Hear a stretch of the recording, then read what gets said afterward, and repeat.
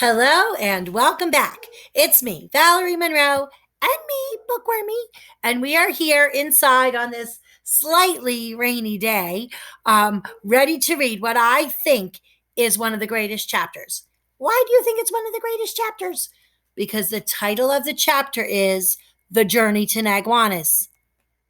That's sort of like the title of the book. Journey to Nagwanis. That's right. This is where they actually start going on the journey. Let's read it together. The staircase seemed to go on for miles and miles. There were handrails along some stretches, but for most of their descent, Brogden and Finley steadied themselves by holding on to the dirt walls. It was a slow go without any light, and every time Brogden paused to catch his breath, Finley would bump into him, and he would lose his balance. Being only a foot tall, Brogden was able to stand up in the tunnel, but there was barely an inch between the top of his head and the dirt above, which had all sorts of root threads and other creepy looking things coming out of it. So they trudged on, step by slippery step. Finally, the stairs ended, and they entered a small chamber lit by a single candle hanging from the ceiling. A sign on the wall read, Nagwanis and Lake Wahakmo, with a dark line dividing the two words. The only other items in the room were a small wooden bench and a jar beside it. Brogden and Finley gratefully sat on the bench to rest their feet and gather their thoughts. "What's in that jar?" asked Finley. Brogden removed the lid carefully and pulled out a small rolled-up piece of paper. He unrolled it and found a message written in tiny handwriting. It was so small, in fact, that Brogden had to squint to read it. "Dear traveler, you are halfway to Nagwanis. Stay here and rest for a while before embarking on the next leg of your journey. There are some dried fruits and nuts in this jar. Enjoy them. You will need the nourishment and energy. The next part of the path is uphill. We look forward to you visiting our community. Wishing you a safe journey. Provided by the Nagwanis Welcome Center." That's so nice. Brogden shook out a healthy handful of ripe black blueberries and dried apple pieces and held them out to Finley. Oh, they were a delicious treat after everything they'd been through in the last few hours. They chewed them slowly and savored every bite. Then Finley examined the other nuts that filled the bottom of the jar. "Do you think we're meant to eat all of this?" he asked. "I mean, what if another group is behind us and there's nothing left?" Even as he was contemplating all this, he longed to tip the jar upside down and devour everything.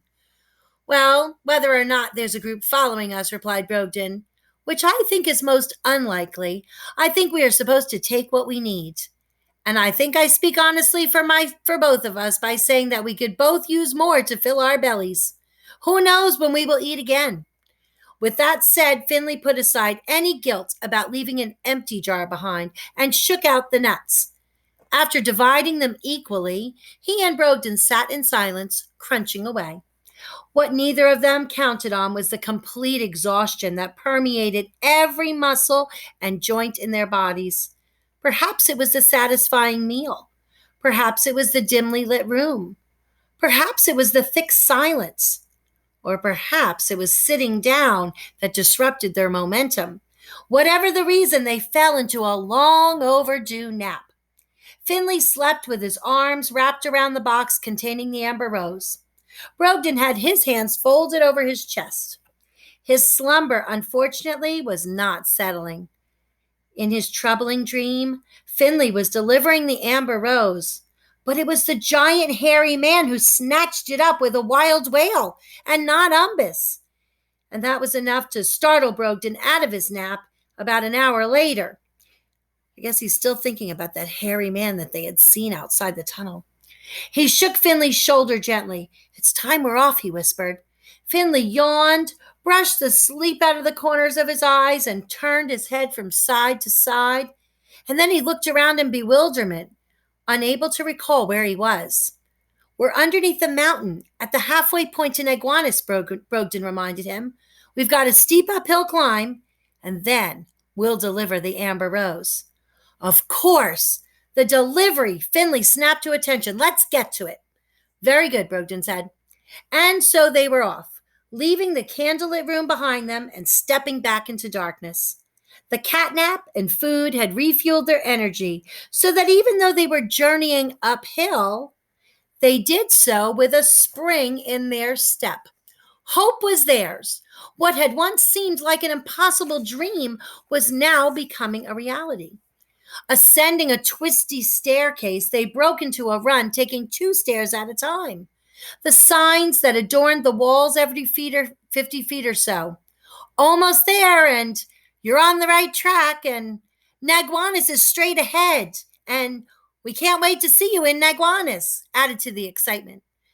When they smelt fresh air and saw light ahead, Brogdon knew that they were almost to the end of the tunnel. Blocking the exit, however, was a stone plateau, so it's like a really flat stone. A dark wooden desk took up almost all of the space, and a gate constructed from twigs stood next to it. A uniformed gnome sat behind it with his head down. Low, rumbling snores and whistles in various octaves escaped his lips and nose each time he exhaled. Brogdon tapped his hand on top of the desk, and the gnome sat up sharply. "Hello, and welcome to Nagwanis. I am the gnome on duty," he declared with a flourish of his hand. "Are you here on business or pleasure?" "Business," Brogdon answered. He pushed Finley forward. "I am here to deliver a package," announced Finley. "Recipient?" inquired the gnome on duty. "Umbus," replied Finley. The gnome on duty reached into the top drawer of the desk and pulled out a large book. He opened it to a page with a golden U at the top and scrolled down with his finger until he reached Umbus's name. "Umbus, Lowland Lakeside," he confirmed. "Now, shall I call for a courier, or will you be making the delivery yourself?" "If you could kindly direct us to his residence," Finley said, "I will drop this parcel off in person." Right then, the gnome on duty reached into the desk again and pulled out a pamphlet labeled Nagwanis Visitor's Guide. Unfolding it across the desk, he pointed to the X and the accompanying note, which read, "You are here." Then he straightened up and spoke in an authoritative tone, indicating either the importance of his position or his eagerness to show off his knowledge, or both. "This is where you are right now," he indicated with his pointy finger. "Umbus is a tree dweller in the lowland lakeside region of Nagwanis, which, as you may or may not know, is prime real estate in Nagwanis. Now, when you exit this tunnel, you will bear left and follow a path of crushed red stones along the water's edge. This path is going to gradually slope down and veer even further off to the left. No matter what, follow the shoreline. You will need to look for a gray cement statue of a little boy who is wearing a straw hat and holding a fishing pole. He is facing the water, and to my knowledge, he hasn't been catching anything, not even a nibble." The gnome on duty paused to laugh at his own silly joke. I mean, how would a stone statue catch anything, right? But seeing the tired expressions on the faces of the visitors, he quickly ceased his chuckles. "As I was saying," he declared, clearing his throat, "the fishing boy is a landmark. Just beyond him are 10 cedar trees in a row. Whatever you do, do not knock on the doors of the first 5 trees that you pass. And do not even mention Umbus's name to anyone you see near the first 5 trees." "Why not?" asked Brogdon. "Oh, well, years ago, there were 2 families who shared those 10 trees. Their surnames were Razvin and Lauren. The houses in the trees were filled with the children, grandchildren, great-grandchildren, and the great-great-grandchildren of the original Razvin and Lauren, who had originally discovered the trees. They had been the closest of friends since their youngster years in the caverns of Ogdensburg.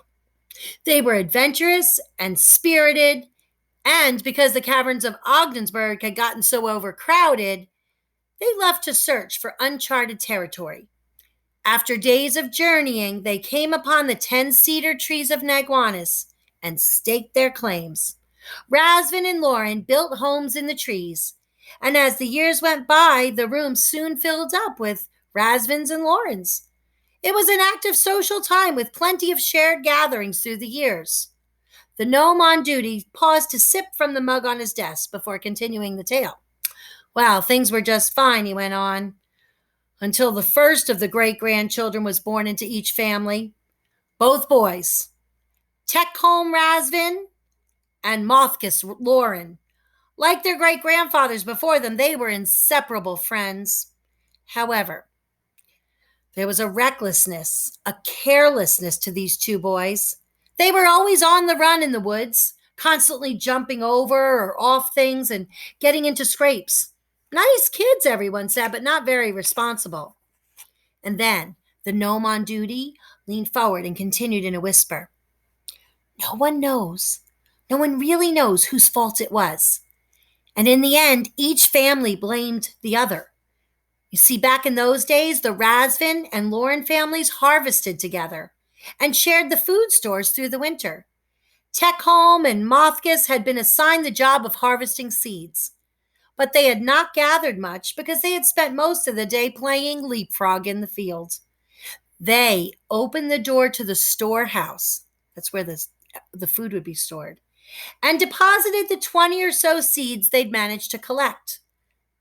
The Razvins claimed that Mothkis Lauren forgot to close the storehouse door. The Laurens said that Tekholm Razvin let his pet mice in. Whatever the truth really was, no one noticed that the door was open, and mice had gotten in because there was a rainy spell and everyone stayed inside. But when the weather cleared, all the family members went out to continue harvesting. They discovered that the storehouse was empty. There was not a morsel left.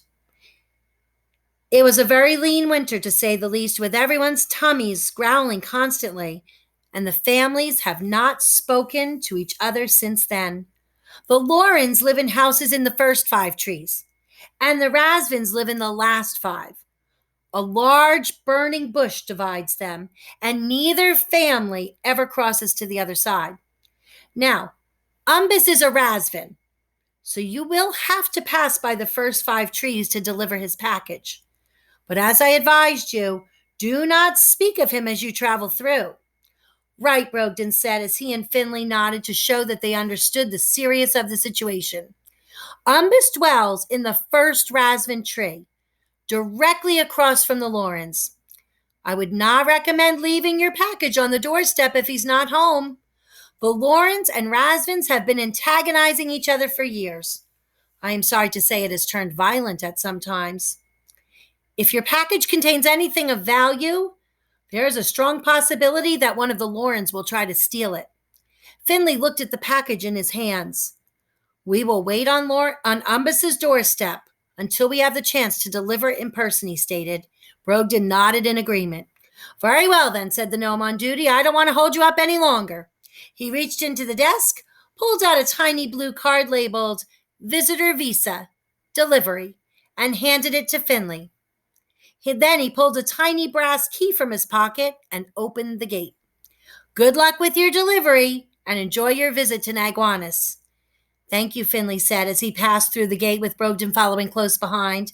As soon as they were out of sight, the gnome on duty closed the gate, locked it, and settled back down behind his desk. And within seconds, he was snoring again. Hope you liked that chapter. Wow, they're almost about to make the delivery of the Amber Rose. I know. Well, let's see what happens next in the story. You need to come back next time and read with us. Thanks for being with us. Thanks, everybody.